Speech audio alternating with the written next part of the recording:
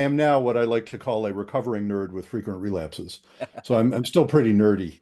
Uh, but I was a nerdy little kid, and I think very left-brained. I think I tended much more toward thinking I wanted to do this very cognitive and logical sort of work, which is what I thought law was, and law is to some extent. And it wasn't until I didn't even get into doing clinical work as a therapist until I was almost into my 40s. I started getting trained in my late 30s because I don't think I was mature enough and I hadn't been through enough Yeah. in my own life to really appreciate the beauty of that work, to really experience it as a calling. So back then, yeah, I was still in my pretty left brain phase.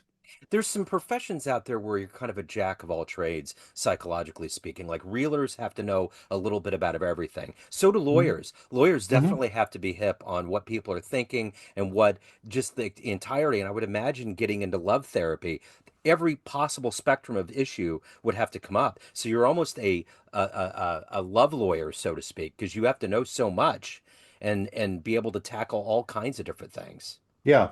Yeah, one of my favorite analogies in doing couples therapy is improv theater. Yeah. It's a lot like improv theater. And, improv is generally about it being funny. But we've actually had, my wife and I do a podcast, and among the folks we've interviewed, are a couple of different folks who use improv in their work with couples or in their work with Oh, individuals or in their work with organizations often. And they point out, you don't go into improv trying to be funny. yeah. It turns out funny if what you are is, and I'm paraphrasing here, but if what you are is alive. Yeah. If you're just, the one rule, as I understand it, of improv is yes and. It's always yes and. Yeah. It's never no but.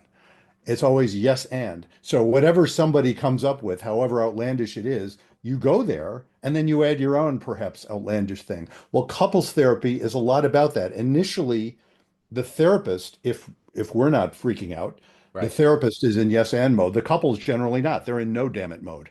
Yeah. They're like whatever's happening. No, damn it, that can't be true. Yeah. And the more we encourage yes and, it's like, wow, that's interesting that you feel that way. Even if, even in situations where somebody has done something that everybody in the room, the three of us, the couple and me are all agreeing, well, yeah, that was wrong.